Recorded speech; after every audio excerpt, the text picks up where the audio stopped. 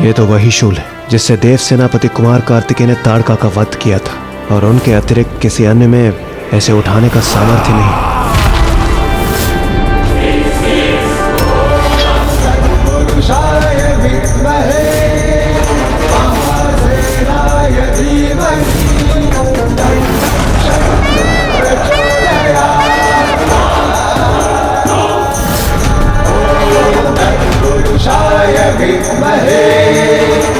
आश्चर्य है।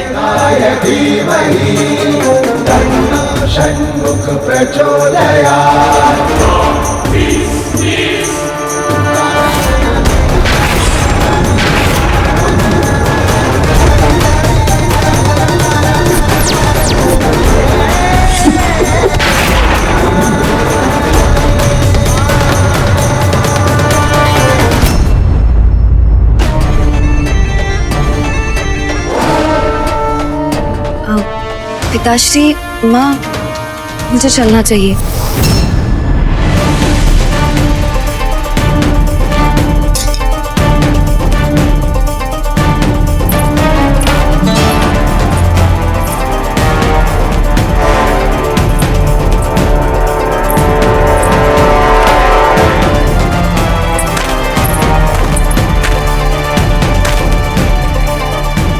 स्वामी, क्या ये हमारे लिए कोई संकेत था? क्या कुछ ऐसा है जो हम समझ नहीं पा रहे हैं, जो देवसेना और कुमार कार्तिकेय को जोड़ता है?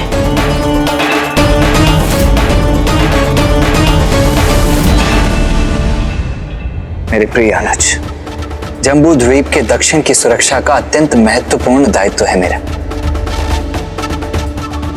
विवाह का निवेदन कर मुझे इससे दूर मत करो। मैं समझ गया भैया, बहुत विकट परीक्षा है वैवाहिक जीवन। वो एकाकीपन से मुक्त नहीं करता, अपितु जीवन की फांस बन जाता है। आपने मुझे सद्बुद्धि दी। विवाह से तो कोसों दूर रहना चाहिए, आपको ही नहीं मुझे भी।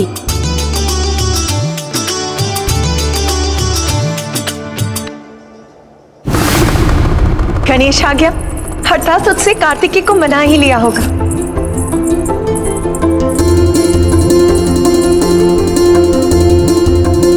अपने भैया से मिला है पुत्र गणेश? हाँ माँ। तुमने उन्हें बताया विवाह के बारे में? हाँ माँ, बताया। मान गए वो? हाँ माँ, मान गए, भैया भी और मैं भी।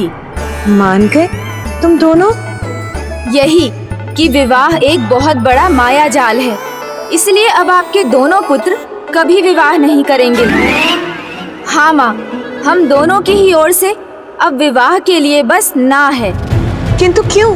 क्योंकि भैया ने मुझे भली भांति समझा दिया। वो सरोवर जिसमें तुम खिंचते चले गए, वो वैवाहिक संसार का दलदल रूपी सरोवर था। यदि मैंने विवाह किया तो मैं भी उसी में खिंचा चला जाऊंगा, और धीरे धीरे ईश्वर और अपने कर्तव्य दोनों से दूर हो जाऊंगा। माँ, विवाह रूपी माया का दलदल किसी को भी इतना धसा लेता है कि व्यक्ति चाह कर भी बाहर नहीं आ पाता। एक बार इसमें उलझ गए तो ईश्वर और कर्तव्य दोनों भूलने होंगे और माया संसार के बंधन में बंदी बनकर रह जाएंगे। नहीं पुत्र, विवाह कर्तव्य से दूर नहीं करता, उसे पूर्ण करता है। विवाह भगवान से दूर नहीं करता, हमें उनके निकट ले जाता है। किंतु माँ, भैया ने तो कहा था विवाह मायावी बंधन है। पुत्र, विवाह तो पावन बंधन है जो दो आत्माओं को संबंध में बांधकर उन्हें पूर्ण करता है। जैसे मैं और तुम्हारे पिता एक दूसरे के पूरक हैं, और कठिनाइयों में पति पत्नी एक दूसरे के लिए शांति स्थान है। जिसे जीवन संगिनी के रूप में चुना, उसके साथ जीवन साझा करना तो सुख और शांति का कारण होता है। और किसी को सुख देना, शांति देना, इससे अधिक धार्मिक और क्या हो सकता है पुत्र? इसीलिए पत्नी अथवा अर्धांगिनी को धर्म संगिनी और पत्नी को धर्म संगी भी कहा जाता है। इतना ही नहीं, कोई भी पूजा, व्रत या यज्ञ तब तक पूर्ण नहीं होता जब तक पत्नी का साथ नहीं होता है पुत्र। नारायण अवतार श्री राम भी इससे अछूते नहीं थे पुत्र। उन्हें भी अपना अश्वमेध यज्ञ पूर्ण करने के लिए देवी सीता की अनुपस्थिति में उनके स्थान पर स्वर्ण मूर्ति रखनी पड़ी थी। और ये भी स्मरण रहे पुत्र कि जीवन के चारों आश्रम ब्रह्मचारी, गृहस्थ, वानप्रस्थ और सन्यास अत्यंत महत्वपूर्ण है। बिना विवाह के सन्यास आश्रम में प्रवेश करने से मोक्ष प्राप्ति असंभव हो जाती है।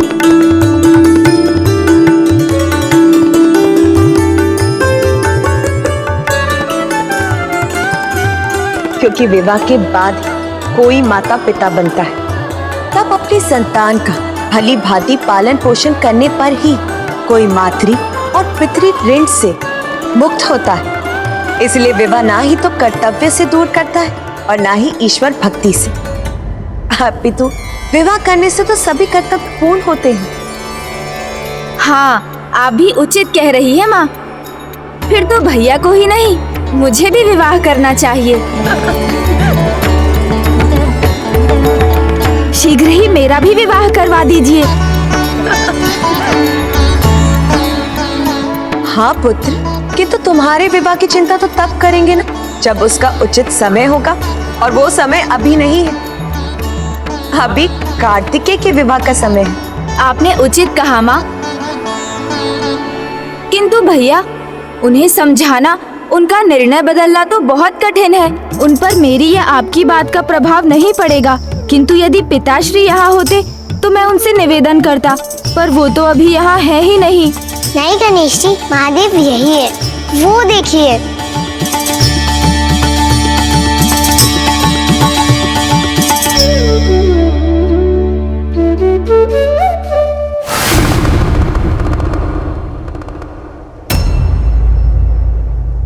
क्या हुआ पुत्र, तुम उन्हें यहाँ देखकर इतना चकित क्यों हो गए?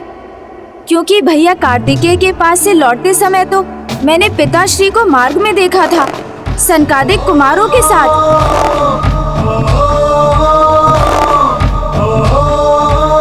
और ध्रुव तारे के नीचे और बरगद के वृक्ष की छांव में। ये आपको कैसे ज्ञात है माँ? क्योंकि प्रभु दक्षिणा मूर्ति जो है, दक्षिणा मूर्ति?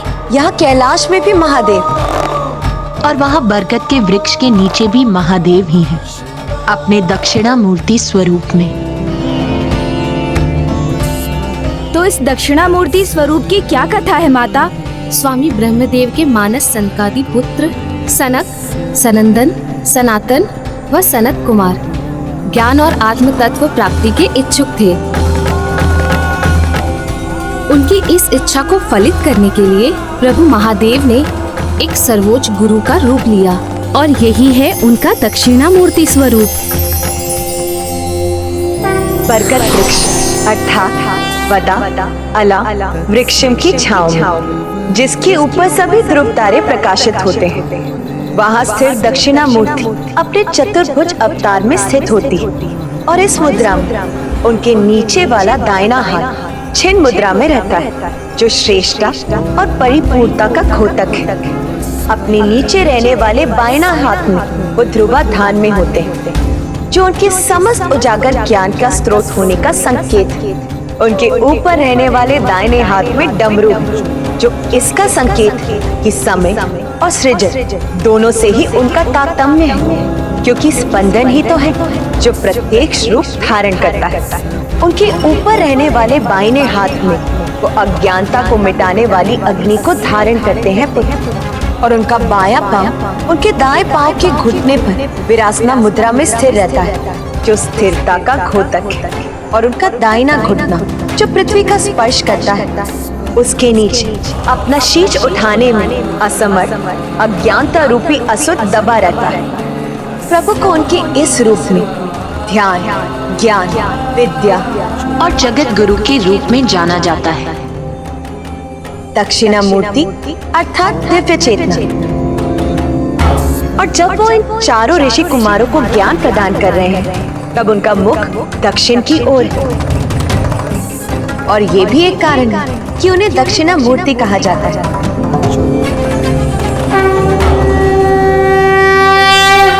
माँ, आपने जिस प्रकार प्रभु का वर्णन किया है, उससे मुझे उनका वो स्वरूप दिखाई दिया जिसे मैं देखकर भी नहीं देख सका था।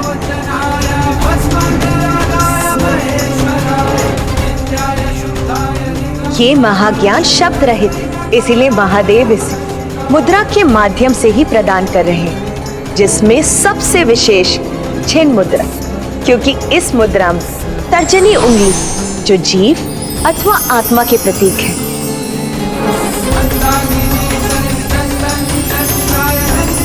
जो भी उनकी ध्यान साधना पूर्ण करता है, प्रभु दक्षिणामूर्ति स्वयं उनके हृदय के निकट अमूर्त अमृत तुल्य रूप में होने का आभास करते हैं।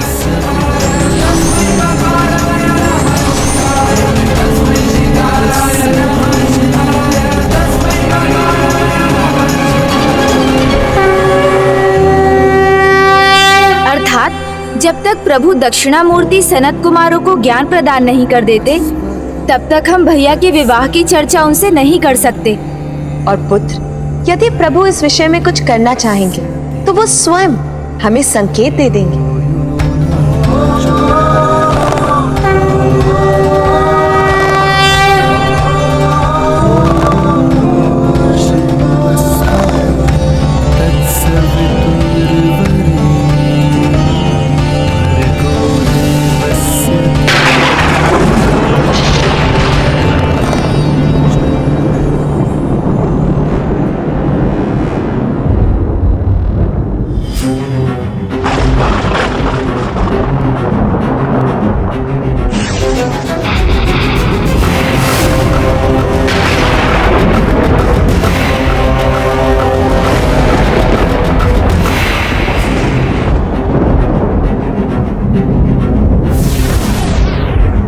सूर्योदय तो है अभी आकाश में, फिर अचानक अंधेरा क्यों छाने लगा?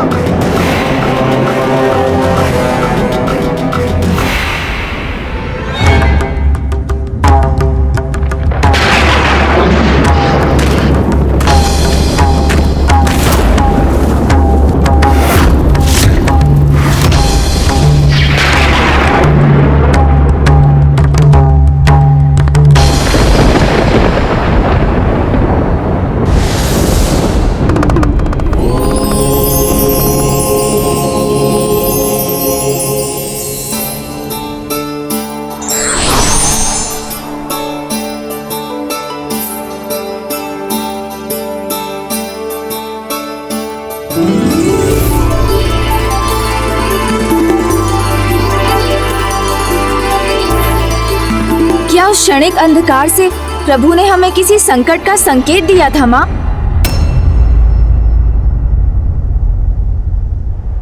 हाँ पुत्र, ये शुभ संकेत तो कदापि नहीं था। कदाचित कोई अनर्थ होने वाला है।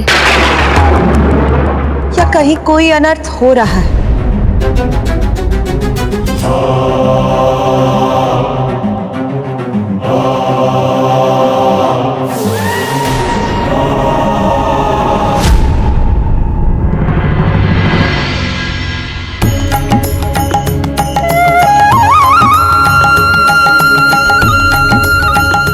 पिताश्री, ये कैसा अद्भुत स्थान है जहाँ हम जा रहे हैं?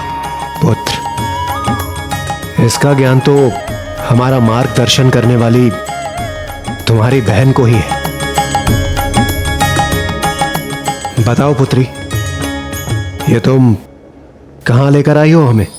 मेरी कल्पनाओं का उपवन है ये। कल्पनाओं का उपवन? हाँ पिताश्री, जहाँ आपकी पुत्री देवसेना आपका पूर्ण हृदय से स्वागत करती है।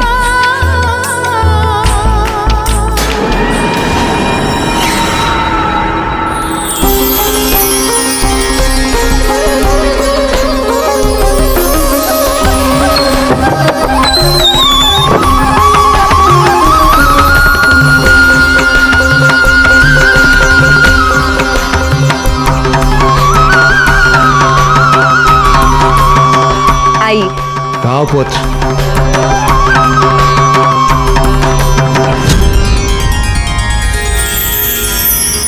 अद्भुत, सर्वथा अद्भुत, आकर्षक, मनमोहक स्थान है ये।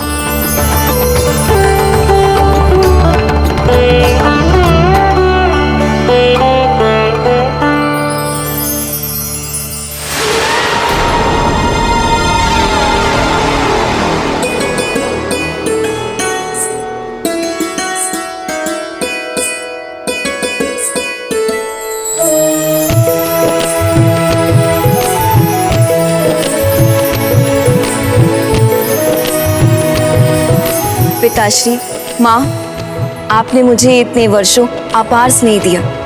भ्राता जयंत के जन्म के उपरांत भी आपने मुझे कभी आभास नहीं होने दिया। आपने मुझे जन्म ना देकर भी अपनी पुत्री रूप में स्वीकार किया। मेरे जीवन को अपने प्रेम से इतना सुंदर बनाने के लिए मैं भी आपको ये सुंदर उपवन उपहार स्वरूप देना चाहती हूँ।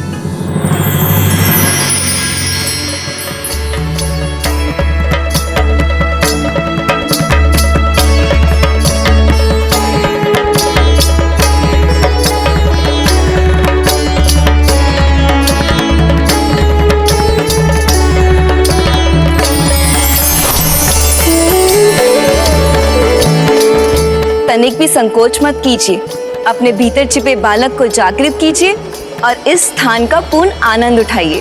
हम देवताओं को यह अवसर प्रदान करने के लिए धन्यवाद देवसेना। धन्यवाद देवसेना।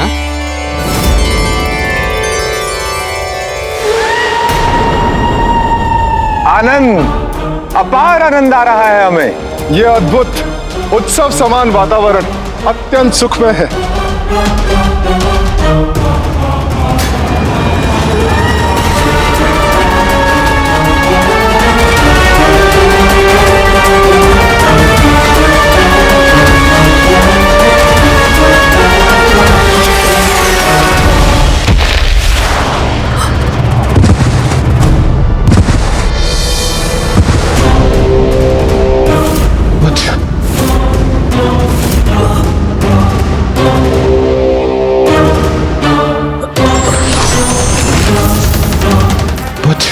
तुम ठीक तो हो ना? शची, देवसेना, तुम दोनों ठीक तो हो? हाँ पिताश्री। ये क्या था इंद्रदेव? ये कोई शत्रु का आक्रमण था। कोई आसुरी शक्ति जो आपके परिवार पर आक्रमण करने आया और अब चला गया।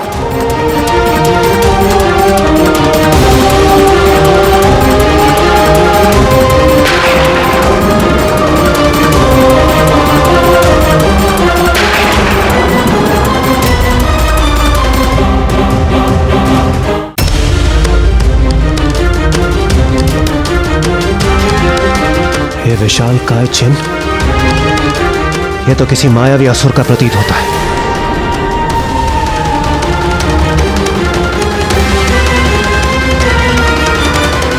शासन देवगढ़, पुनः अंधकारी छाया प्रकट हो रही है।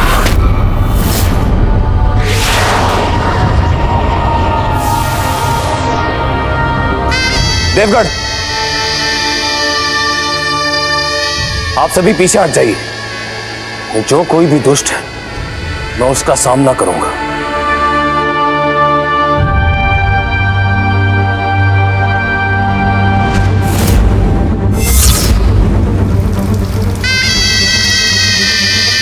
मैं इस दुष्ट के हाथों से जल की एक एक बूंद को खींचकर इसे शिथिल बना दूंगा।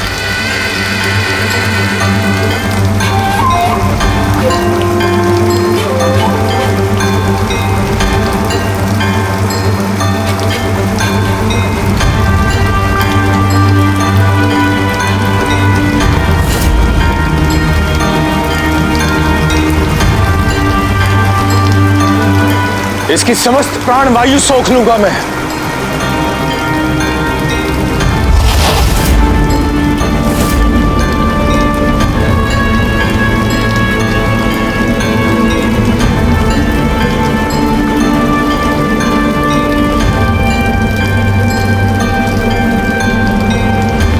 अपशक्त होकर ये दुष्ट कुछ भी नहीं कर सकेगा।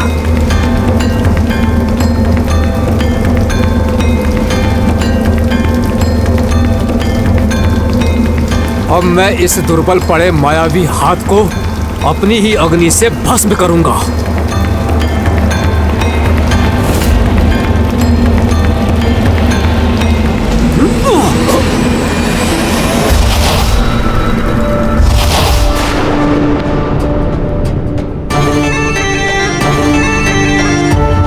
ये भयंकर मायावी हाथ भयभीत होकर लौट गया।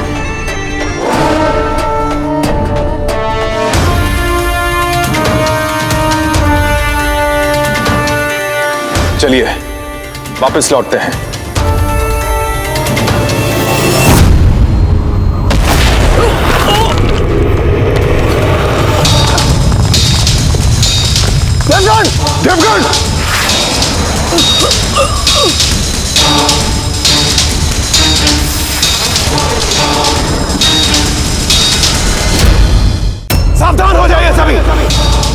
ये शत्रु हमारी अपेक्षा से अधिक शक्तिशाली है। सभी पीछे हटिए।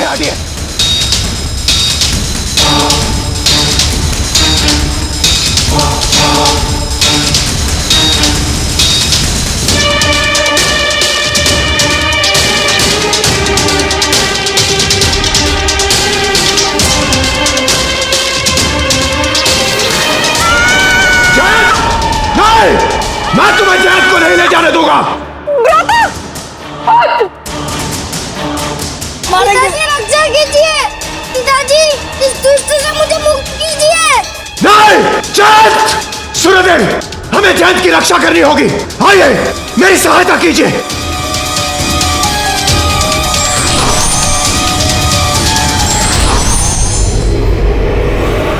कार्तिकी को विवाह के लिए तैयार करने की चिंता तो मुझे पूर्व में ही सता रही थी, और अब ये अशुभ संकेत भी प्रकट हो गए। माँ, अपनी चिंता त्याग दीजिए। हर जटिल समस्या का कोई ना कोई हल होता है। ये तो आप ही सदा कहती हैं, इसलिए कदाचित जो भी होगा उसका भी कोई कारण होगा। माता, घोर अनर्थ हो गया। देवराज इंद्र, क्या हुआ देवराज? मेरी सहायता कीजिए माता। किंतु संकट है क्या देवराज? संकट नहीं माता, महासंकट छाया है मुझ पर। एक रहस्यमय हाथ अचानक से आया और उसने मेरे पुत्र जयंत का हरण कर लिया, और हम सब देवता मिलकर उसे रोक नहीं पाए। सूर्यदेव, किंतु सावधानी से इंद्रदेव, जयंत को कोई क्षति नहीं होनी चाहिए।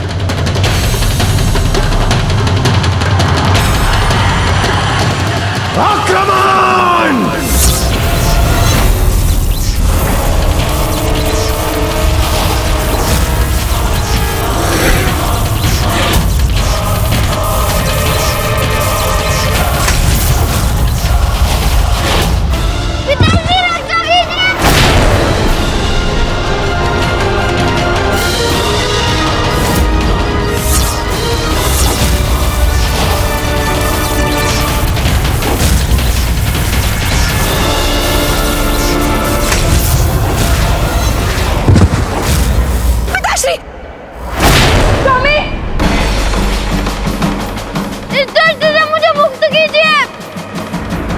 रुक जाइए इंद्रदेव, मैं इस हाथ को इस देह से ही विलग कर देता हूं।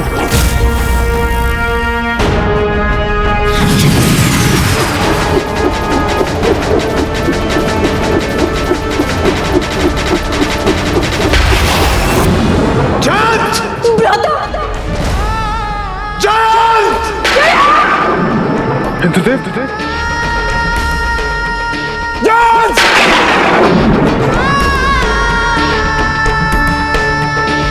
कौन है वो दुष्ट जो मेरे पुत्र को मुझसे छीन कर ले गया?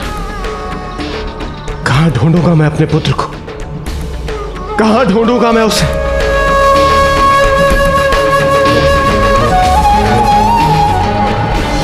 मेरा पुत्र मुझसे छिन गया माता, और मेरी पुत्री देव सेना भी ग्लानि से स्तब्ध है, क्योंकि मेरी पुत्री ही मुझे उस स्थान पर लेकर गई थी जहां से जयंत का हरण हुआ था।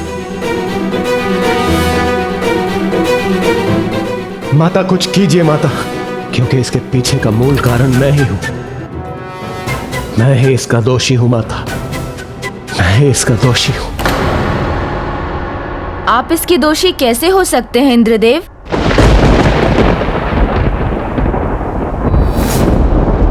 प्रजापति दक्ष के यज्ञ में भाग लेना मेरी बहुत बड़ी भूल थी प्रभु, जिसका दंड आपको अवश्य मिलना चाहिए।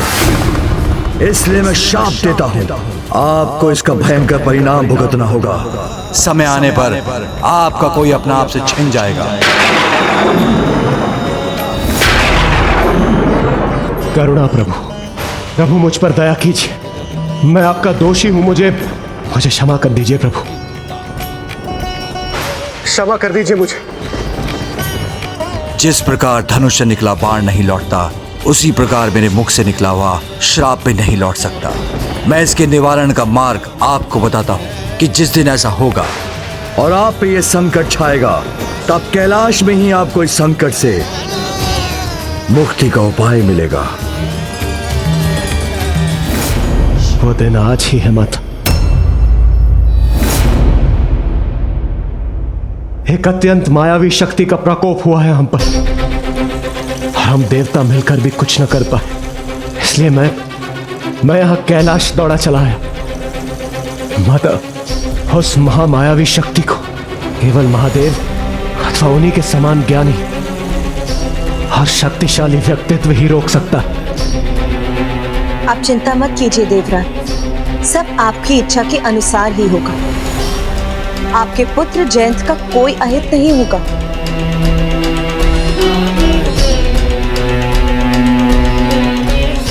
मैं देवराज इंद्र ये घोषणा करता हूं, जो भी महापराक्रमी योद्धा मेरे पुत्र को मेरे पास वापस लाएगा, मैं उसे अपनी पुत्री देवसेना के योग्य समझकर अपनी पुत्री का विवाह उससे करवाऊंगा।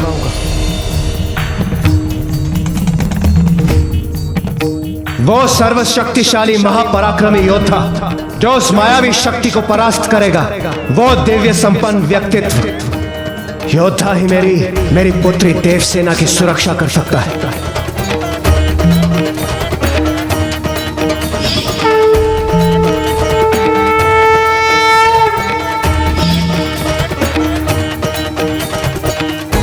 तुमने उचित कहा था पुत्र, जो भी होता है उसके पीछे कोई उचित कारण अवश्य होता है, और इस दुर्भाग्यपूर्ण घटना का भी यही कारण है। चिंता मत कीजिए देवराज, पिता श्री महादेव के समान सामर्थ्यवान तो समस्त संसार में एक ही हैं, भैया कार्तिकेय, जो शिवांश भी है और उनमें प्रभु शिव के समस्त गुण भी हैं। वो अवश्य आपके पुत्र जयंत को लौटा लाएंगे।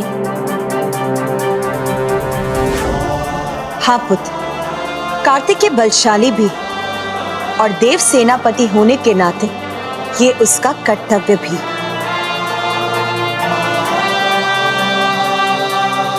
यदि देव सेनापति कुमार कार्तिकेय मेरे पुत्र को वापस ला सके, तो मुझे अपनी पुत्री देवसेना का हाथ उनके हाथ में देने में अत्यंत हर्ष होगा।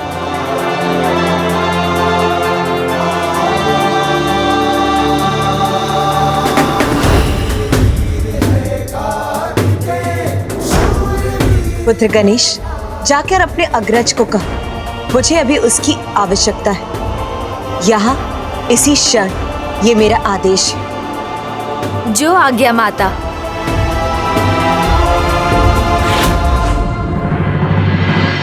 गणेश, तुम इतनी शीघ्र ही लौटे? कहीं तुम्हें पुनः किसी ने कुछ समझा बुझा कर तो नहीं भेज दिया है? भैया वो माता ने। मैंने कहा ना, मैं विवाह नहीं करूंगा तो नहीं करूंगा।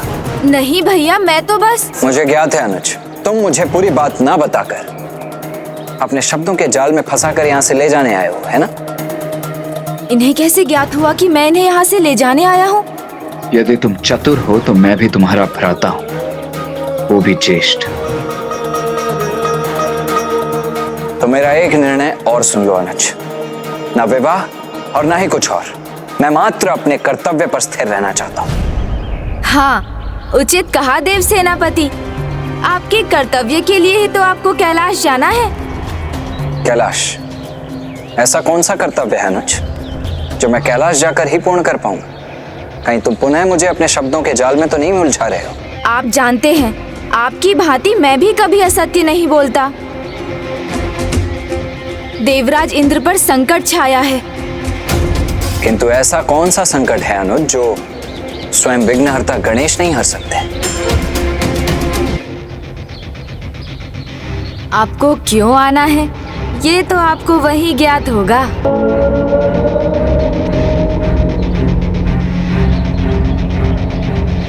मुझे अभी भी ऐसा क्यों प्रतीत हो रहा है अनुज कि तुम मुझसे कुछ छिपा रहे हो? मैं तो माँ का आदेश सुनाने आया हूँ कि उन्होंने आपको यथाशीघ्र वहाँ बुलाया है। शीघ्र चलिए। क्या माता का आदेश है और वो भी यथाशीघ्र बुलाया है? तो तुमने मुझे पहले क्यों नहीं बताया अनुज? वही प्रयास कर रहा था भैया। ठीक है, अब और कारण बताकर समय व्यर्थ मत करो। मयूर जी,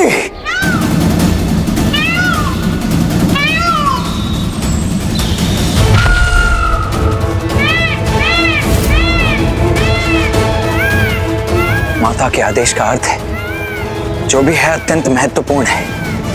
आपका विवाह उस महत्वपूर्ण कार्य का भाग है भैया। माँ का आदेश सचमुच महत्वपूर्ण है भैया। आप शीघ्र चल रहे हैं ना? मयूर जी,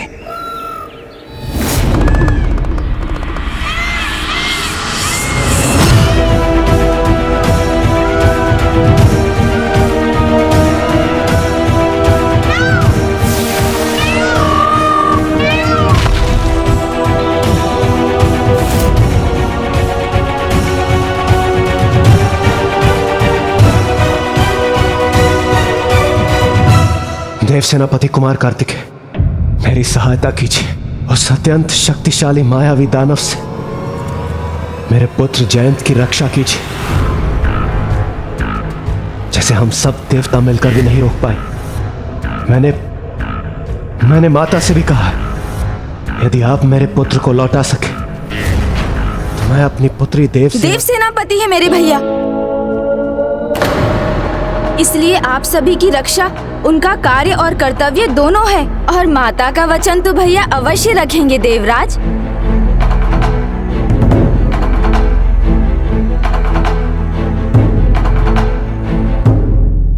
पुत्र कार्तिकेय, मैंने देवराज इंद्र को वचन दिया है।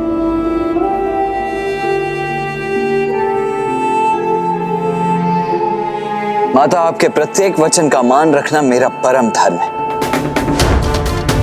आपके मुख से जो भी शब्द निकले वो मेरे लिए स्वर्ण अक्षरों के समान और ये आप भी जानती कि मैं उसे कदापि भंग होने नहीं दूंगा।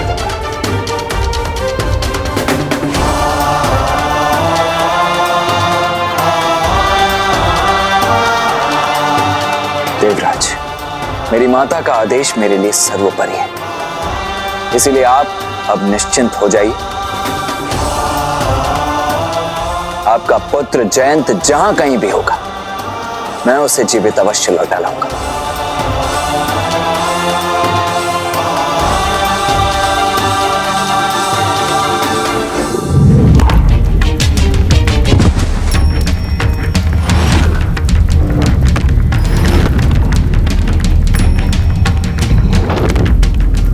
चिंता करोगे तो अपनी ही चिता तैयार करोगे, क्योंकि तुम्हें यहाँ असुर सम्राट से बचाने कोई नहीं आ सकता।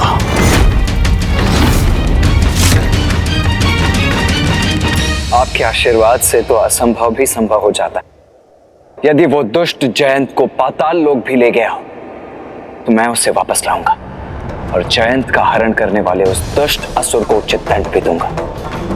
एक नहीं, अनेक दुष्ट पुत्र। संपूर्ण वंश? कौन है ये? मैंने तो कभी नहीं सुना। कृपया विस्तार से बताइए। जिसका नाम है सुरासई। सुरासई को अपने माता पिता से बहुत प्रेम था, साथ ही वो अपार आसुरी शक्तियों की स्वामिनी भी थी और उसे माया का ज्ञान भी था। एक दिन अचानक उसकी माता और उसे सूचना मिली कि उसके पिता असुरेंद्र देवासुर संग्राम में देवताओं से पराजित हो युद्ध भूमि में अंतिम श्वास ले रहे हैं।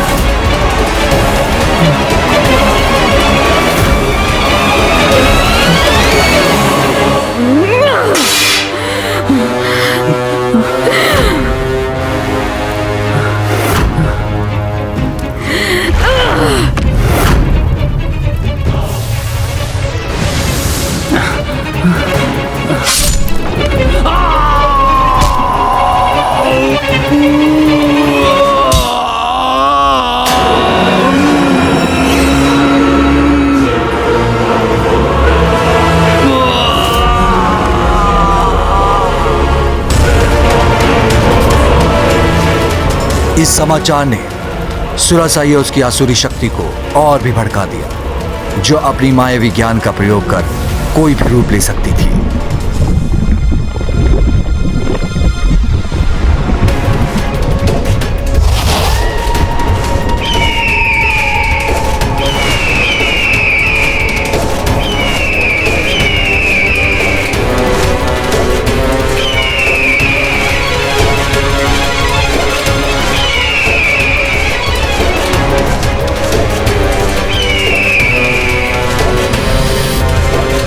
पिताश्री,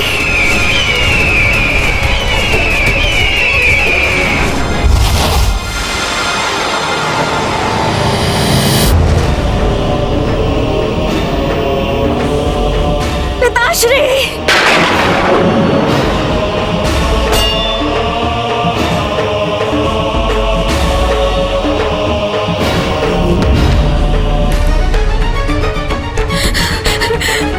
पिताश्री,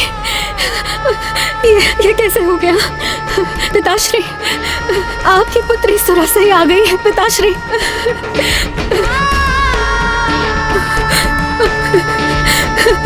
पिताश्री, पिताश्री, नेत्र खोलिए। देखिए, आपकी शक्तिशाली पुत्री आ गई है। अब चिंता की कोई बात नहीं है, सब कुशल मंगल होगा। पिताश्री, एक बार अपने नेत्र खोलिए और मेरी ओर देखिए।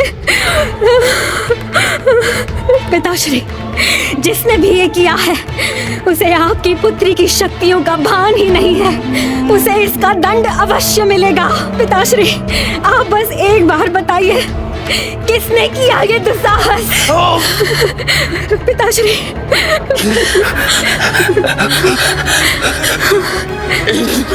इंद्र देवता!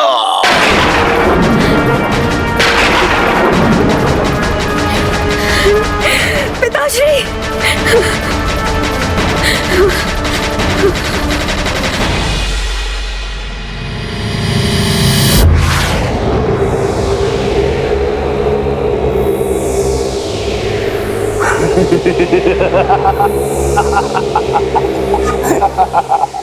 देवताओं, असुरेंद्र की मायावी शक्ति और उनके दिव्यास्त्रों का सामना करना इतना सहज नहीं है। विश्वास नहीं होता तो कर लो सामना।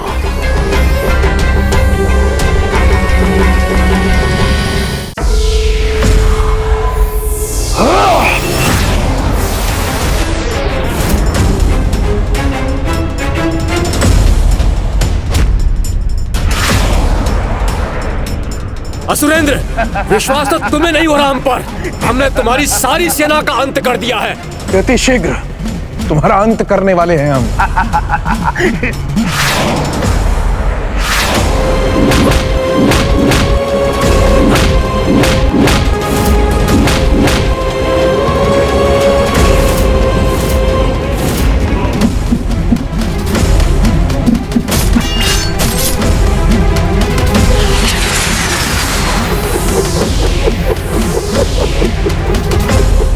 छोटी सी सफलता पर इतने उत्साहित मत हो देवताओं। संभालो, संभालो मेरे इस चक्र का प्रहार। सामना हम नहीं, अब तुम करोगे, तुम, वो भी अपने अंत का। तैयार हो जाओ। अब तुम्हारे प्राण पखेरु का उड़ना तो निश्चित ही है। तुम्हारा समय आ गया, तैयार हो जाओ असुर सम्राट, मृत्यु के पाश में बनने के लिए।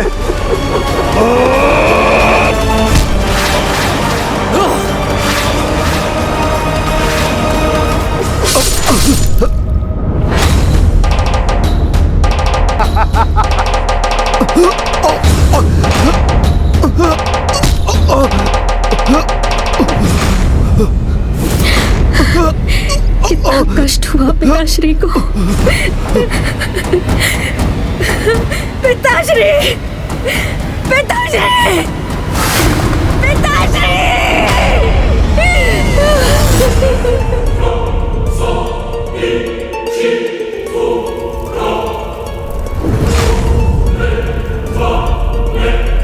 देवताओं, 8 शिलों सालों से मेरे पिता का अंत किया है ना तुम सबने। उचित है तुम सबको भी मैं 8 का ही पाठ पढ़ाऊंगी। मैं असुरेंद्र पुत्री सुरासई ये प्रण लेती हूँ, एक स्त्री होते हुए भी 108 वर्षों तक दंडित करूंगी मैं। बहुत पुरुषार्थ दिखाया है ना तुम देवताओं ने, तो अब एक स्त्री की शक्ति का बल देखना। 108 ब्रह्मांडों को रिक्त कर दूंगी तुम देवताओं से। 108 ब्रह्मांडों को रिक्त कर दूंगी तुम देवताओं से।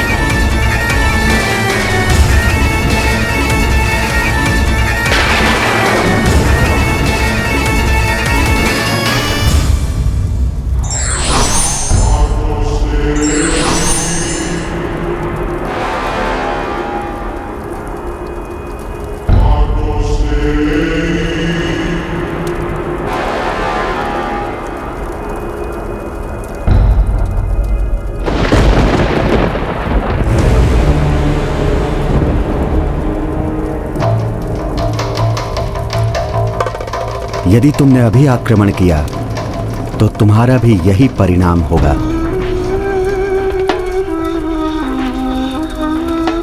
सुरासई, अब उचित समय आ गया है तुम्हारी माया के ज्ञान के प्रयोग का।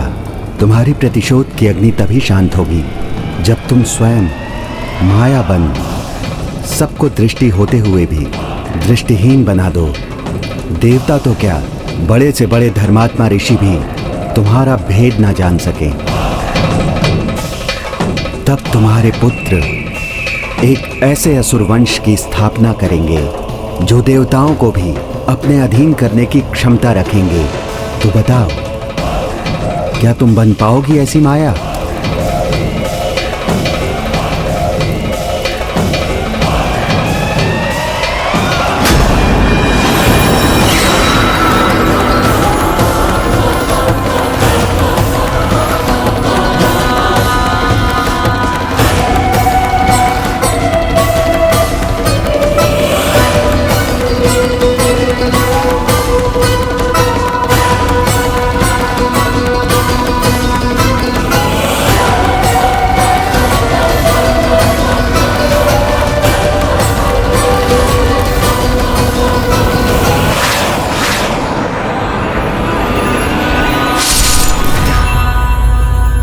देवासुर संग्राम जो असुरेंद्र की मृत्यु से संपन्न हुआ था, अब वो प्रतिशोध के संग्राम में परिवर्तित हो गया।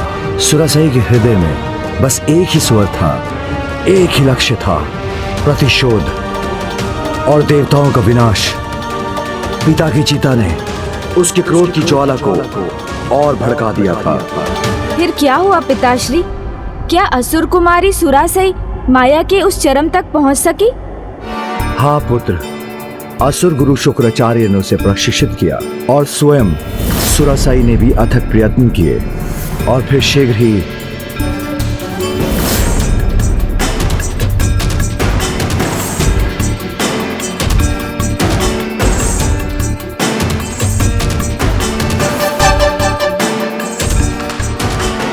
क्या मैं इतने समय से ध्यान में हूं कि रात्रि सब दोपहर हो गई है? प्यास लगी है, जल चाहिए।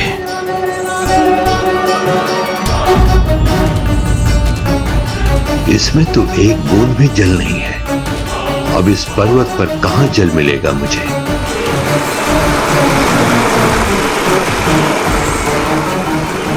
ये झरने की आवाज।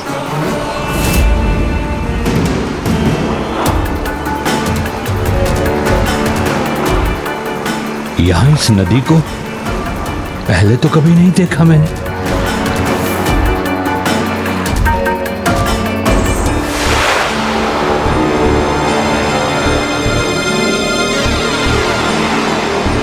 जल नहीं, इसमें तो मात्र कंकड़ पत्थर है।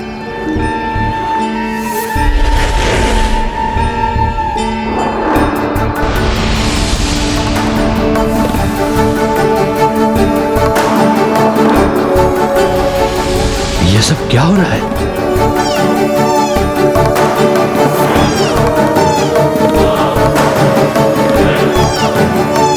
मृग और यहाँ सुरासई।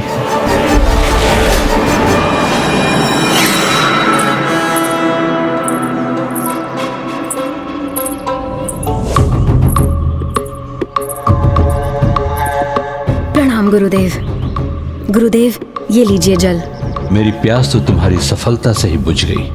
तुमने श्रेष्ठतम आसुरी माया का रूप लेकर मुझे आनंदित कर दिया। ऐसी माया जिसे मैं भी नहीं पहचान सका। जल की धारा, रात्रि का दिन बनना, अद्भुत, सर्वथा अद्भुत है ये। गुरुदेव, ये सब तो आपके प्रशिक्षण का ही परिणाम है। सुरासई, यदि मैं तुम्हारा गुरु तुम्हें पहचानने में असमर्थ रहा तो फिर तुम्हें कोई भी नहीं पहचान सकेगा। इसलिए इस मायावी कौशल की पराकाष्ठा को छूने के पुरस्कार स्वरूप तुम्हें नया नाम देता हूं मैं, आसुरी माया। आसुरी माया, आसुरी माया। गुरुवर, आसुरी माया की प्यास तो तब तक नहीं बुझेगी जब तक वो अपने प्रतिशोध की अग्नि को शांत नहीं कर लेती। मुझे आपके अगले आदेश की प्रतीक्षा है। अब तुम्हें उस आसुरी वंश को जन्म देना है। ऐसी संतान के लिए तैयार हो जिसके स्वरूप के आगे सभी पद मुरझा जाए। ऐसी संतान जिसकी दहाड़ के आगे सहस्त्र सिंहों की दहाड़ भी शून्य लगे। ऐसी संतान जिसके आगे सहस्त्र गजों का बल भी व्यर्थ हो जाए। ऐसी संतान जो जंगली अज के समान हठी हो, जिसके उसके पद से कोई भटका ना सके। हाँ गुरुदेव, यही तो मेरी भी कल्पना है। क्या करना होगा मुझे? महान ऋषि जिन्होंने तप से अपार तपो शक्ति अर्जित की हो, वही तुम्हें ऐसी संतान दे सकते हैं। कौन है ये ऋषि? महर्षि कश्यप। महर्षि कश्यप। महर्षि कश्यप। ऋषि कश्यप?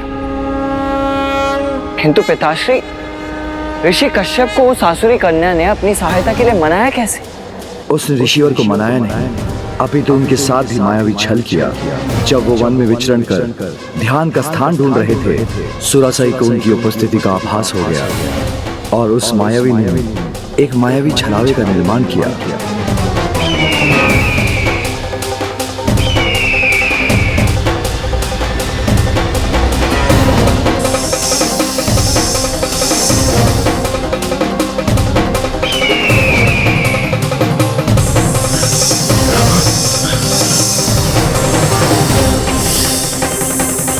ये सुरासई के लिए उचित अवसर था जब उसने अपनी माया से ऋषिवर को अपने मायावी आश्रम की ओर आकर्षित किया।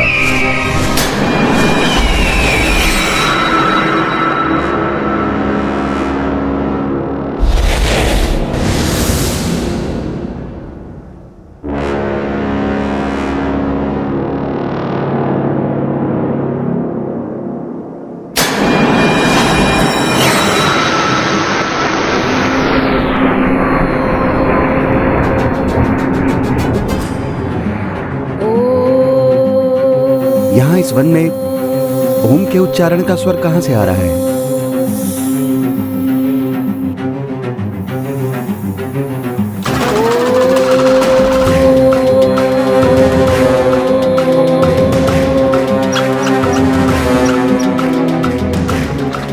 अद्भुत, दिव्य, अति सुंदर।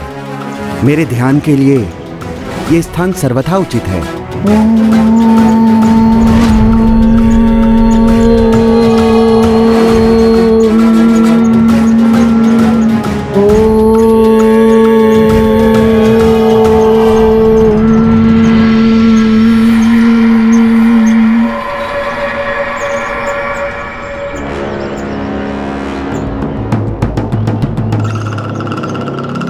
हे ऋषिवर, स्वागत है।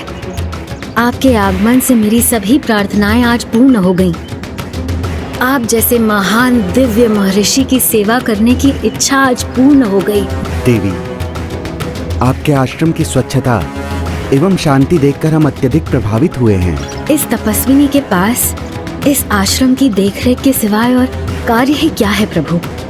मेरी तो एक ही इच्छा थी ऋषिवर कि किसी दिन दिव्य ऋषि मेरे इस आश्रम का लाभ उठाएं। अब आप कृपा कर मेरे इस आश्रम को अपना लीजिए गुरुदेव। आइए गुरुदेव, स्थान ग्रहण करें।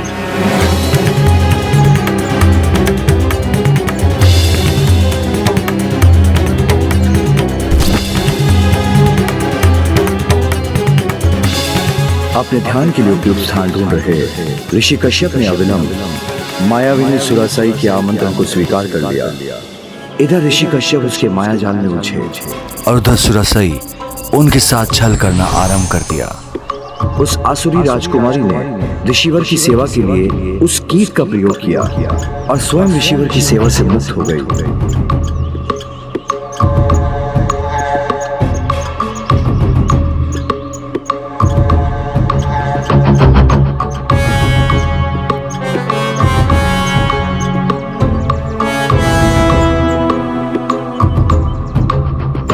और फिर एक दिन ऋषिवर के नेत्र खुले।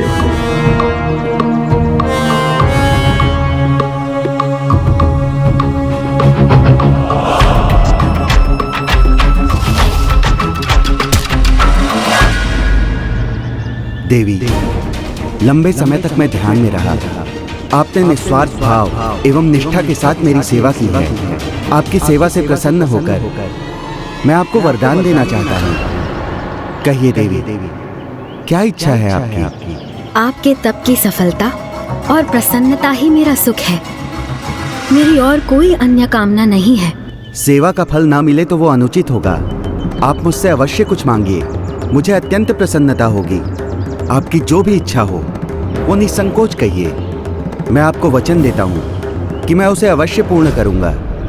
मैं आपकी इच्छा को कैसे टाल सकती हूँ ऋषिवर? तो यदि आप मुझ पर कोई कृपा करने के इच्छुक हैं ऋषिवर, तो मुझे अपनी अर्धांगिनी के रूप में स्वीकार करें। मेरी संतानों के पिता बना।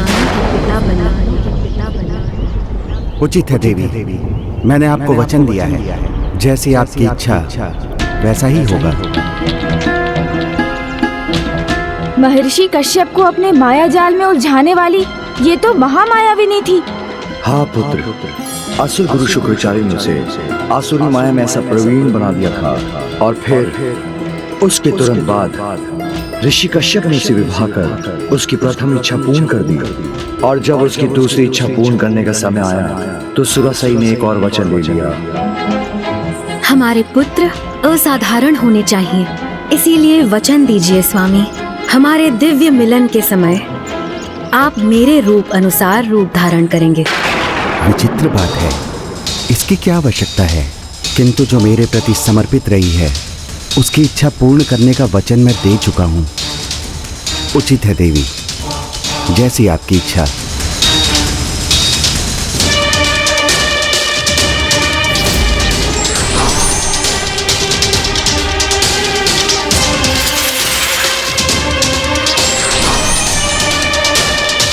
ऐसी संतान के लिए तैयार हो जिसके स्वरूप के आगे सभी पद मुरझा जाए।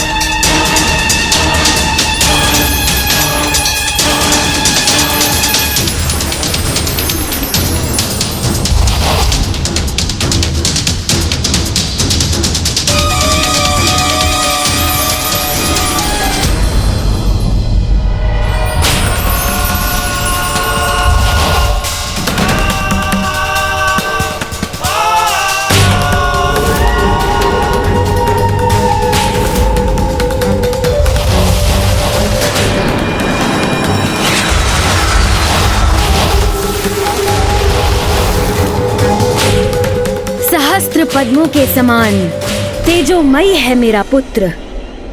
मैं इसका नाम सुरा पद्मन रखना चाहती हूँ।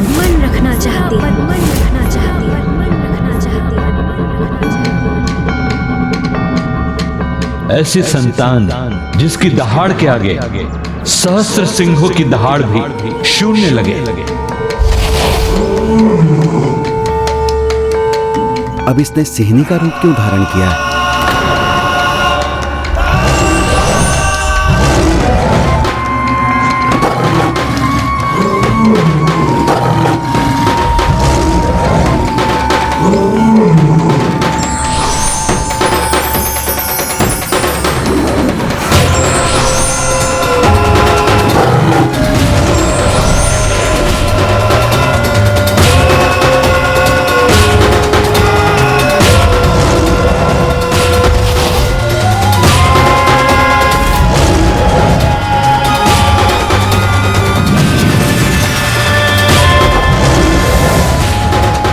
मेरे पुत्र, सिंह का मुख है तुम्हारा, इसीलिए तुम्हारा नाम होगा सिंह मुखन और ये तुम्हारी सेना होगी।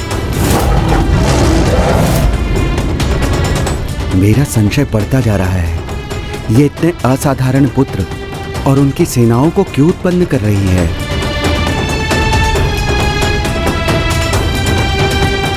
ऐसी संतान जिसके आगे सहस्त्र गजों का बल भी व्यर्थ हो जाए। उचित समय आने पर इसका सत्य उजागर अवश्य हो जाएगा।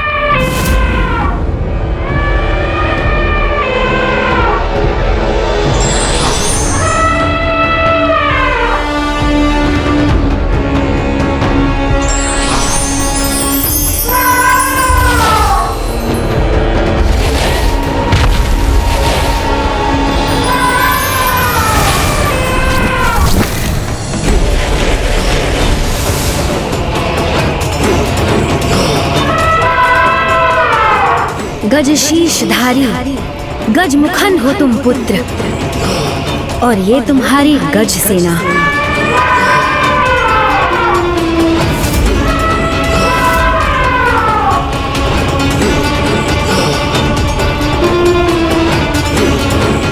ऐसी संतान जो जंगली अज के समान हठी हो, जिसके उसके पद से कोई भटका ना सके। एक ऋषि होने के नाते मुझे अपने वचन का मान रखना ही होगा। परिस्थिति चाहे जो भी हो, उचित समय आने पर इसका सत्य उजागर अवश्य हो जाएगा।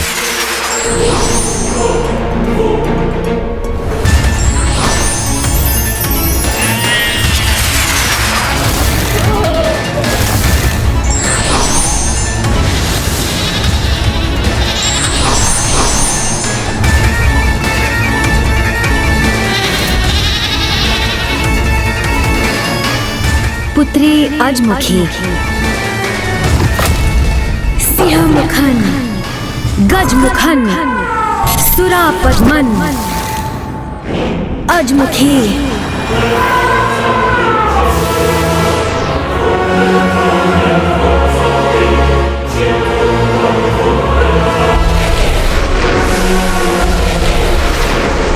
कोई अनिष्ट तो नहीं करना चाहती है ये? प्रणाम पिताश्री, प्रणाम माता। कल्याण हो पुत्रों, सदा विजयी भव, सदा विजयी भव, सदा विजयी भव।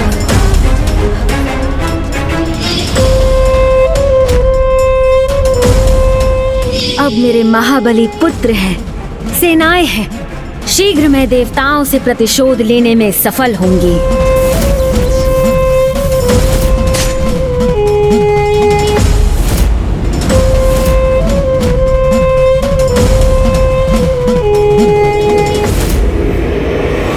ऋषि कश्यप जैसे धर्मात्मा की संतान होकर भी वो सभी अधर्म के मार्ग पर क्यों चलने लगे पिताश्री? ऋषि कश्यप ने तो प्रयत्न किया था कि उनकी संतानें धर्म के मार्ग पर चले, परंतु उसकी माता के मन में इतना विष था कि वो भी इससे अछूते नहीं रह पाए। धर्म का मार्ग कठिन हो सकता है, किंतु वो हमें अपने लक्ष्य तक सफलतापूर्वक ले जाता है। हम धर्म का साथ छोड़ देते हैं, उसी दिन हम अपने सर्वनाश का मार्ग प्रशस्त कर अपने विनाश को निमंत्रण देते हैं। इसीलिए हमें सदैव धर्म का पालन करना चाहिए। व्यर्थ है ये सब।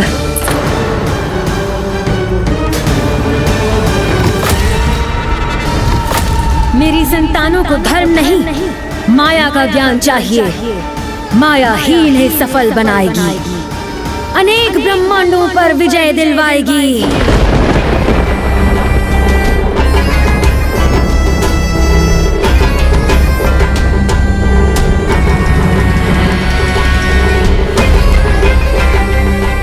तुम एक आसुरी, तुमने छल किया है मेरे साथ।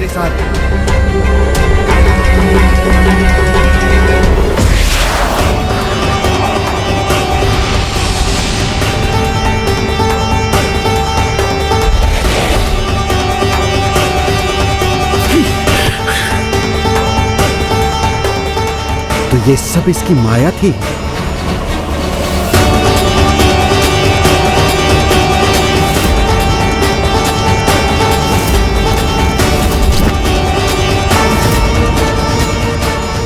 ये तो असुरेंद्र की पुत्री है जिसे मात्र प्रतिशोध चाहिए।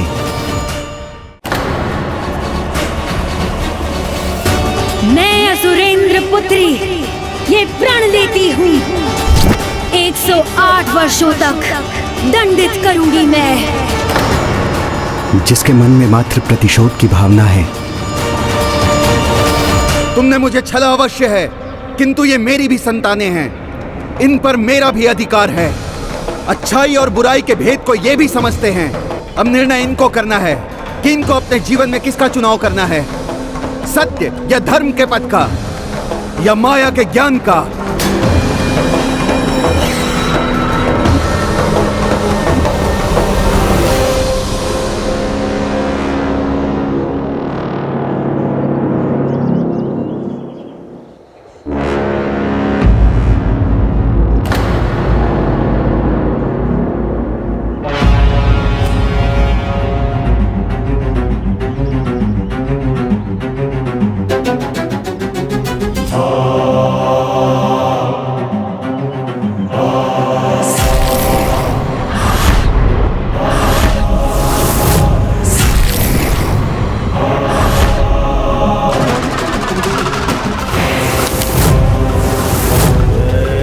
ऋषिवर, चुनाव स्पष्ट है। अब बस मुझे इन्हें इनके लक्ष्य तक पहुंचने का मार्ग दिखाना है।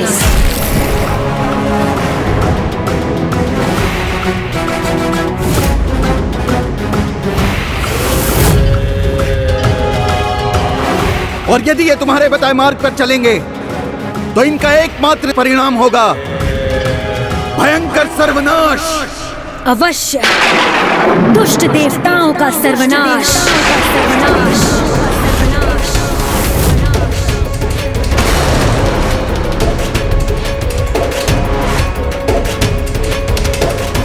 अपनी संतान के मन में उसी प्रतिशोध के बीज का रोपण करने के लिए उनकी मां ने अपनी संतानों को वो स्थान और उनके नाना की मृत्यु के दृश्य दिखाए। मैं असुरेंद्र पुत्री सुरासई ये प्रण लेती हूँ, 108 वर्षों तक दंडित करूंगी मैं। 108 ब्रह्मांडों को रिक्त कर दूंगी तुम देवताओं से। आपका प्रण हम अवश्य पूर्ण करेंगे। किंतु इसके पूर्व इन्हें एक सुरक्षा कवच की आवश्यकता है, जो इन्हें महादेव के वरदान से प्राप्त होगा। उसकी संतानों ने मेरा तप आरंभ करने में तनिक भी विलंब नहीं किया।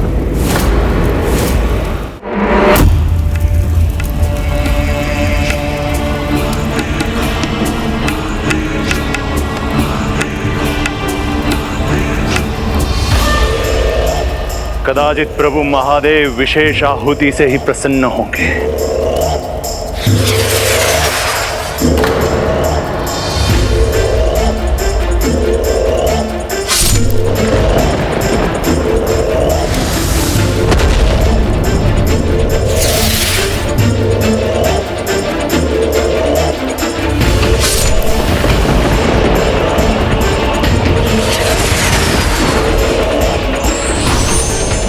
ये भी पर्याप्त नहीं है प्रभु। कोई बात नहीं, मैं इससे भी बड़ी आहुति के लिए तैयार हूं।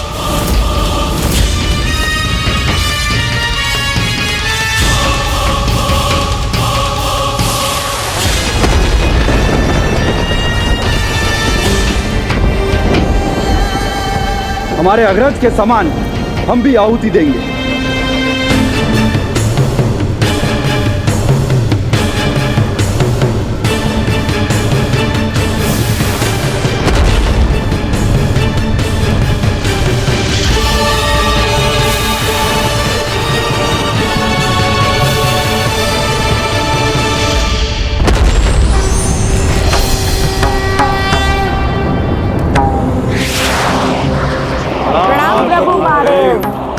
कहो, क्या चाहते हो तुम?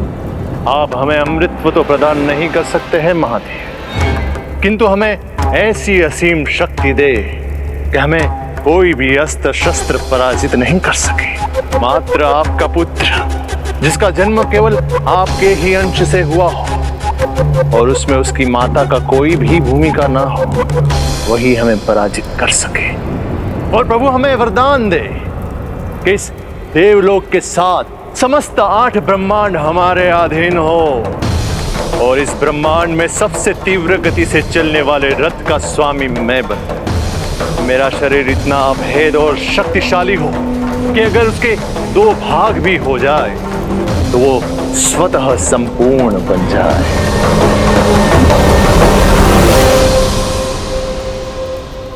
तथास्तु, तथास्तु, तथास्तु।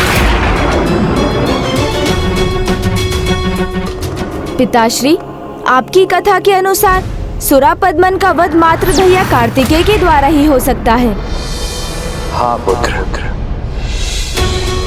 राज जब मेरे दक्षिण मूर्ति रूप ने अपने पल के झपकी तो ये संकेत था अधर्म के उस अंधकार का जो सूरापद्म ने 1 सहस्त्र 8 ब्रह्मांडों में फैलाया है। अब उन्हें अपार शक्ति प्राप्त हो चुकी है जिससे वो संपूर्ण सृष्टि को आतंकित कर रहे हैं। अर्थात पिताश्री, आपकी पलकें झपकने से जो अंधकार छाया था और जिसे हम किसी अनहोनी का संकेत समझ रहे थे, वो क्षण वस्तुतः जयंत के हरण का ही क्षण था। हाँ पुत्र। देवताओं को ये ज्ञात नहीं, जयंत के हरण से पूर्व ही देवशिल्पी विश्वकर्मा और यमराज का उनकी पुत्रियों के साथ हरण कर वो अपनी माता का दिया कार्य आरंभ कर चुके थे।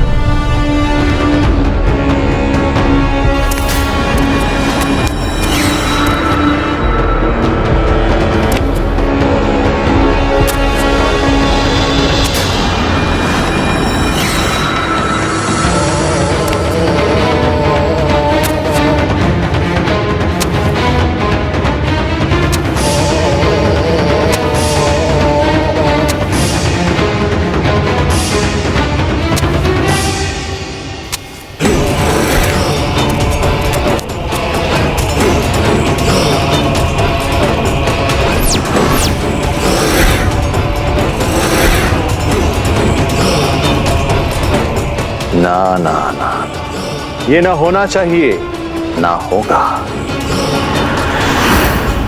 मेरे दोषी मेरे सामने अपना शीश उठा कर रहे, ये कैसे स्वीकार करूं? दोषी? हमने तुम्हारे प्रति क्या दोष किया? दोष सुनना चाहते हो ना अपना? तो सुनो, मेरे मुख से सुनो।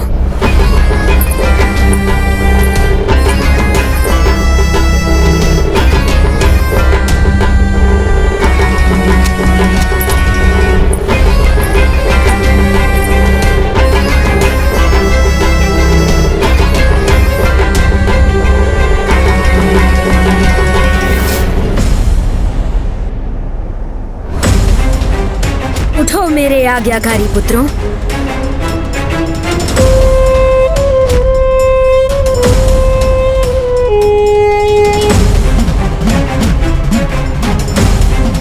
देखो इस स्थान को, तुम्हें अपना दोष स्वयं ही स्मरण हो जाएगा।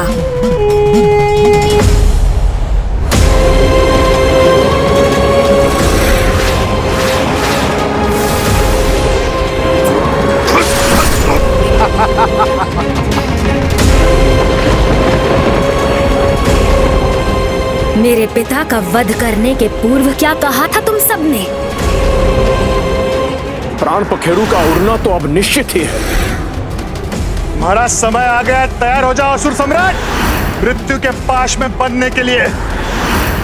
मृत्यु पाश न यमराज, उसमें तो तुम सब देवता बंधोगे।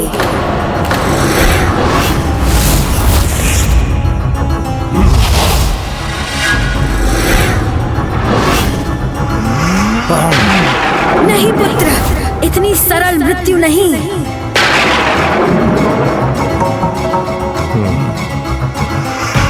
इतनी सरल मृत्यु तो अपनों को दी जाती है, शत्रुओं को नहीं। शत्रु को कष्ट देना सीखो पुत्र। एक ही वार के अंत से उसे कहाँ कष्ट होगा। विश्वकर्मा की पुत्री पद्म कोमल मुझसे विवाह करो सुरापद्मन और सिंहमुखन तुम यम की पुत्री विभुदाई से, किंतु इनके पिताओं को कारागार में रखकर ही प्रताड़ित करो। और तुम्हारे ससुर तो देव शिल्पी है ना सुरापद्मन, उनका लाभ उठाओ, कारागार और तुम्हारी नगरी का निर्माण उनसे ही करवाओ, अधीन है वो तुम्हारे। और मेरा पुत्र गजमुखन वो क्यों रहे विवाह से वंचित, उसके लिए देवराज की पुत्री ही उपयुक्त है। ले आओ उसे भी, ले आओ उसे भी। अर्थात मेरा पुत्र सुरापद्म का बंदी है और मेरी पुत्री देवसेना पर भी संकट छाया है।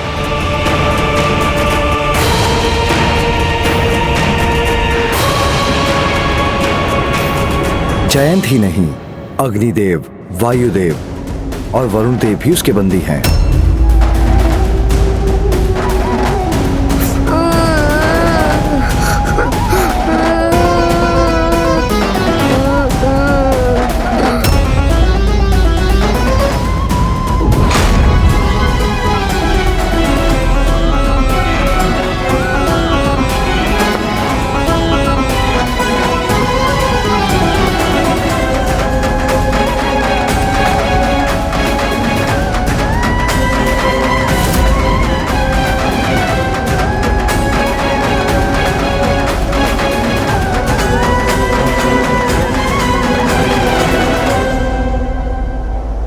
जयंत,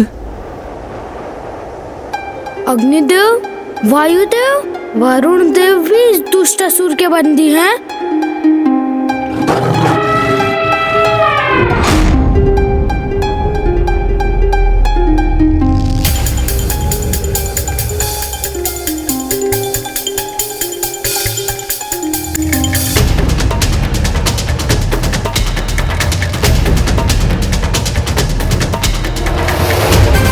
स्वागत है मेरे नवीन सेवकों।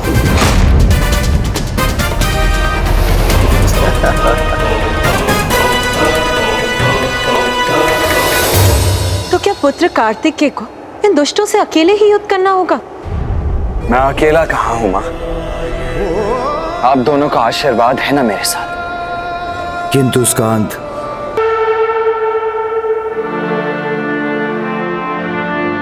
पुत्र, इस यात्रा में मेरा आशीष प्रत्यक्ष रूप में तुम्हारे साथ रहेगा।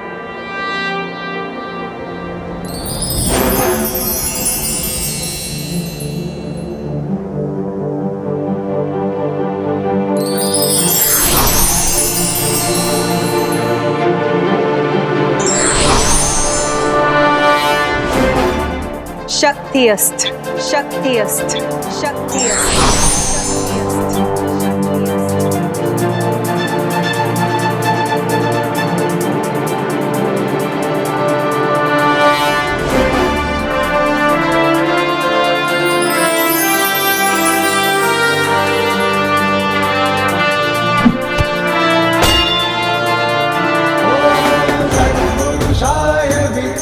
देव सेनापति कुमार कार्तिकेय की, देव सेनापति कुमार कार्तिकेय की, देव सेनापति कुमार कार्तिकेय की, देव सेनापति कुमार कार्तिकेय की।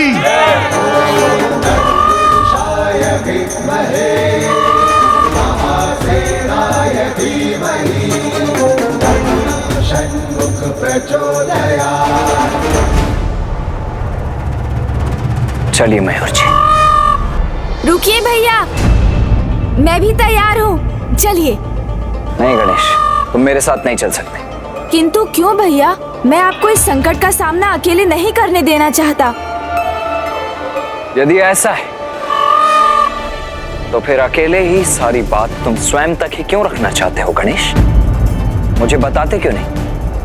ओह, तो भैया चाहते हैं कि मैं विवाह से जुड़ा भेद अभी उन्हें बता दूं, जिससे वो तुरंत विवाह के प्रस्ताव को अस्वीकार कर दे। जो सत्य है उसे बताने में इतना संकोच क्यों गणेश? मैं अंतिम बार पूछ रहा हूँ गणेश, शीघ्र कहो, वहां इंद्रपुत्र जयंत संकट में है। वो भैया, करेंगे चतुर गणेश जी? वो वास्तव में मैं विवाद नहीं कर सकता अभी। विवाद का समय नहीं है। मुझे साथ ले चलिए भैया।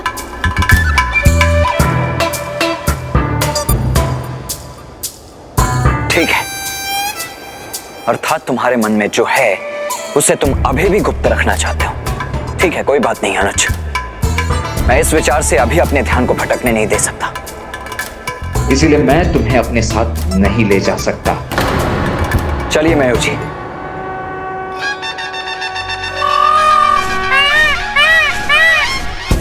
आपका अनुज आपकी आज्ञा का पालन करेगा भैया।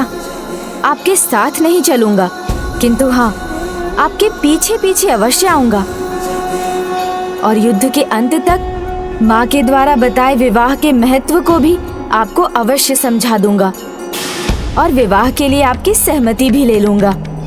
ये मेरा निश्चय ही नहीं, दृढ़ निश्चय है।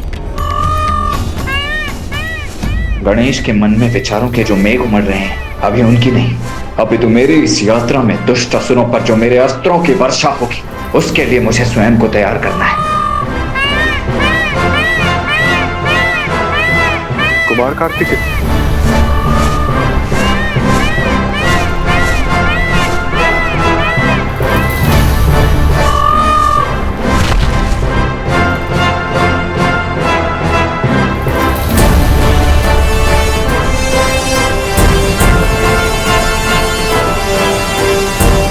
देव सेनापति, संपूर्ण देव सेना आपके साथ इस यात्रा पर चलने के लिए प्रस्तुत है।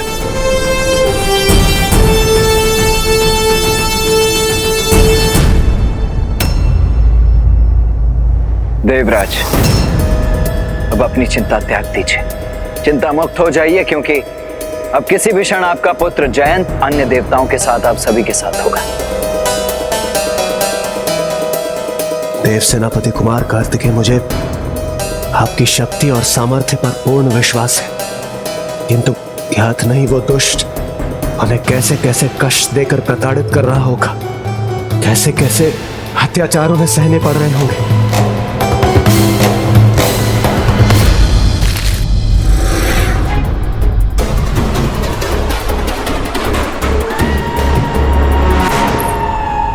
वायु के देवता, अब स्वर्ग में तुम्हारा कोई स्थान नहीं है।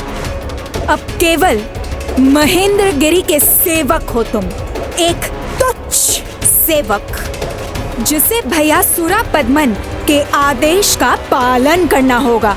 सभी मार्ग, सभी स्थान, महेंद्रपुरी नगरी का एक एक कोना तुम्हारे स्वर्ग से भी अधिक स्वच्छ होना चाहिए। अब ये कार्य तुम्हारा है सेवक वायुदेव। जहां देखूं वो स्थान मेरे सुंदर मुख के लिए दर्पण के समान होना चाहिए, समझे? अन्यथा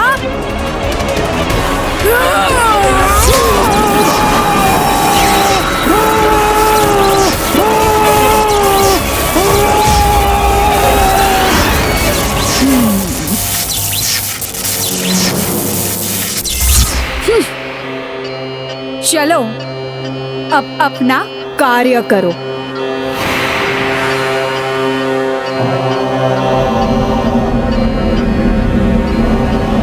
विवशता व्यक्ति से क्या नहीं करवाती, इच्छा हो अन्यथा ना हो।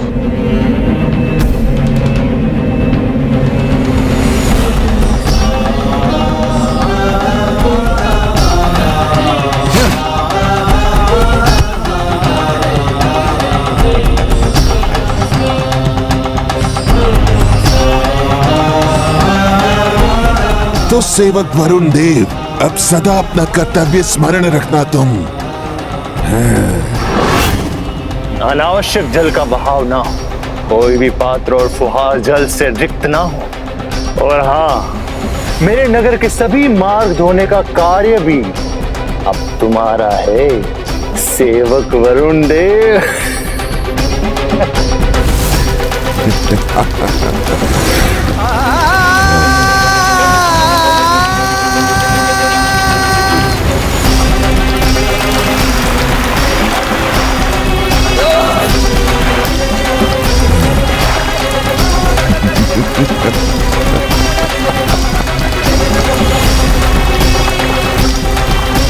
न कार्य में विलंब हो, न कार्य रुकना चाहिए, अन्यथा विवश हो मुझे पुनः स्मरण कराना पड़ेगा।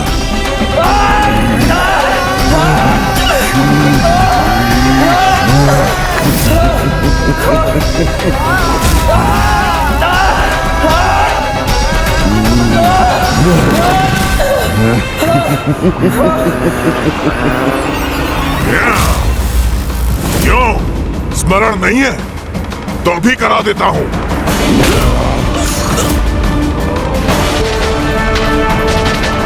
अपने अग्नि के ताप को अपने तक ही सीमित रखना, किसी को भी किसी प्रकार की हानि ना हो। यहाँ पे कोई भी अग्नि की भेंट चढ़नी नहीं चाहिए, ना तन, ना वस्त्र, ना भोजन। स्मरण रखना अग्निदेव।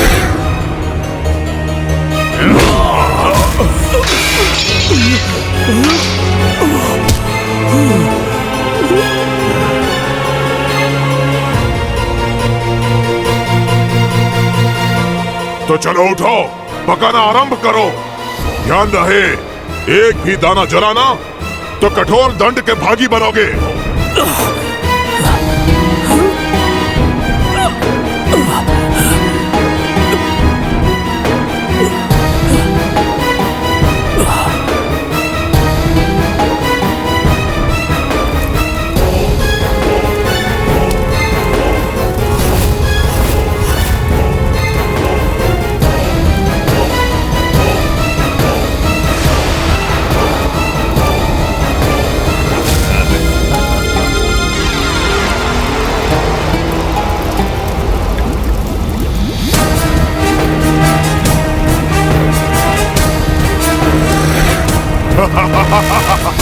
उत्तम, अति उत्तम।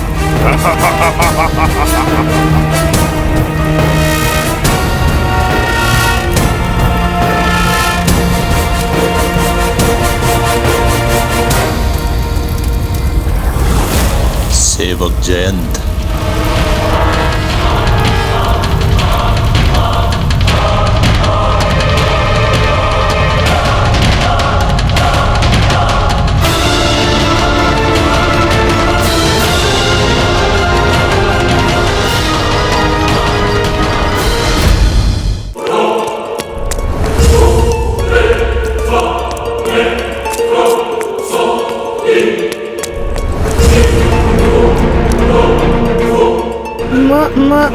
महाराज,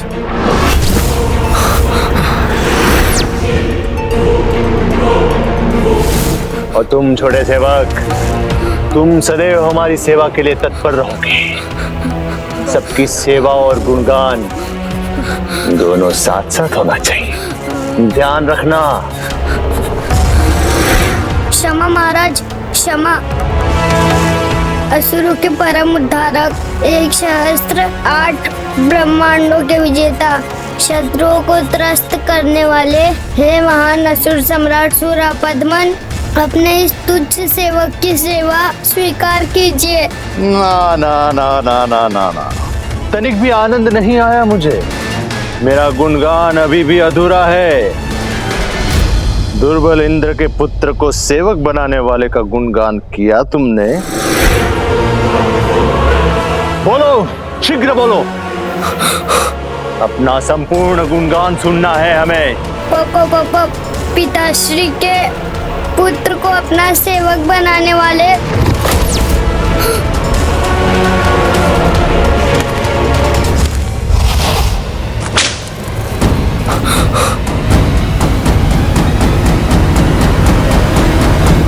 पिताश्री नहीं, दुर्बल इंद्र को।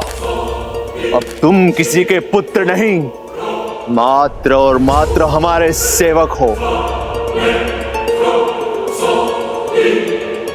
सुना नहीं तुमने?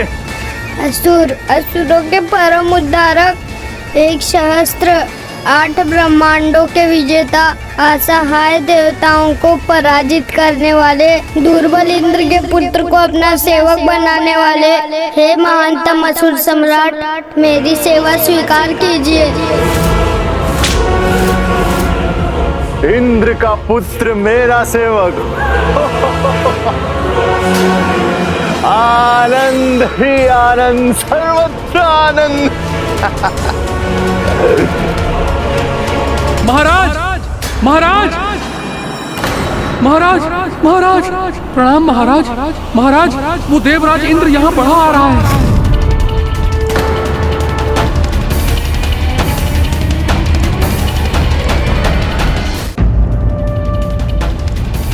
अकेला?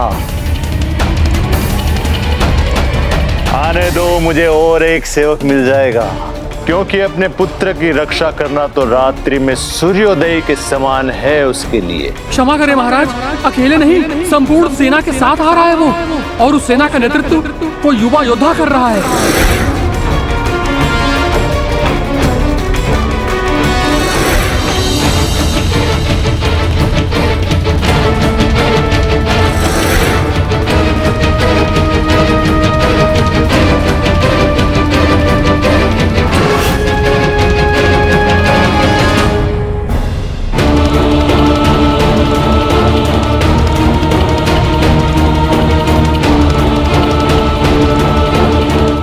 तुच्छ सेवक, क्यों मूर्खता कर रहा है?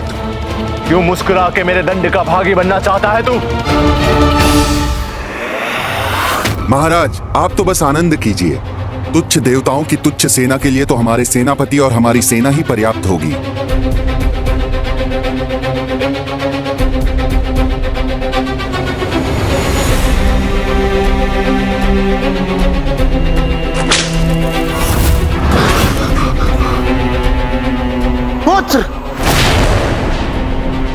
क्या हुआ इंद्रदेव?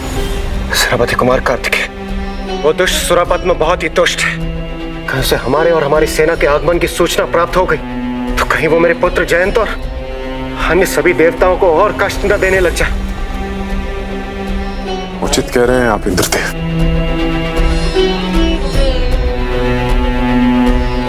उस दुष्ट को हमारे आने की सूचना तो मिल ही गई होगी,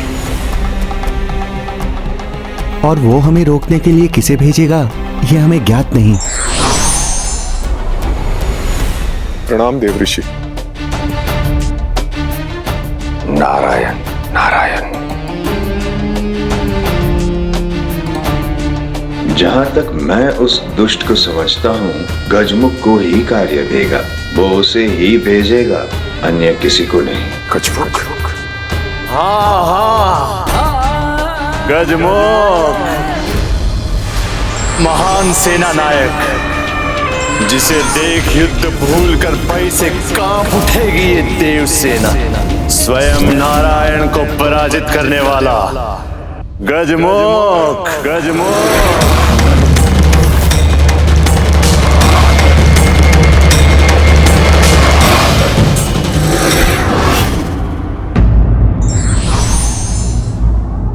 प्रतिशोध वो अग्नि है जिसमें व्यक्ति स्वयं के सुख और शांति को जलाकर भस्म कर लेता है।